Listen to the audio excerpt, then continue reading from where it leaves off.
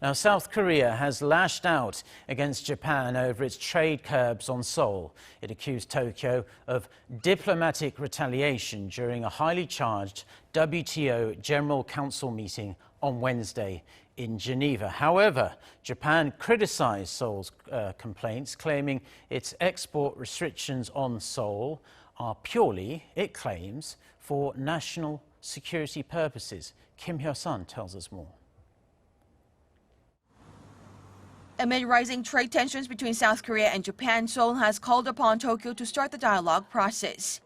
Addressing the General Council of the WTO on Wednesday, Seung-ho, South Korea's deputy trade minister, slammed Japan's export curbs, calling them a, quote, diplomatic retaliation. Kim also laid out how Tokyo's restrictions will have a negative impact on other countries as well as individual consumers. Instead of elaborating based on specific legal evidence, his remarks appear to be aimed at pressuring Tokyo to come to the table for talks.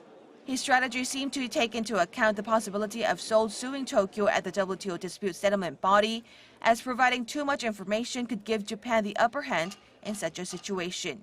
After the meeting, Kim told reporters he offered to hold high-level bilateral talks, but Tokyo rejected the offer. Japanese ambassador evaded to give us concrete answer.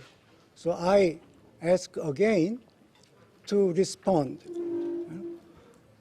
my proposed offer, but he flatly turned down without giving me any plausible reasons. During the closed-door meeting, Japan rejected Seoul's complaints, claiming Tokyo's moves were necessary for national security purposes. But I just emphasized that the measure taken by Japan is not a trade embargo. It's not a countermeasure against any trade-related issue. It is about the measure taken on the basis of export control. Despite the fiery clashes, other WTO member states, including the U.S., refrained from publicly expressing their opinions on the matter. Hyo-sun, Arirang News.